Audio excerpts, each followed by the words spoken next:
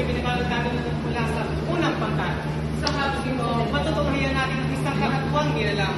Isang nilalang na mapagbiro o mapaglaro sa ang magkapatid ng Diyosa at Diyosa at ang isang matapag na panglato na natin bakit na Diyos dahil sa pagmamahal na nabigo.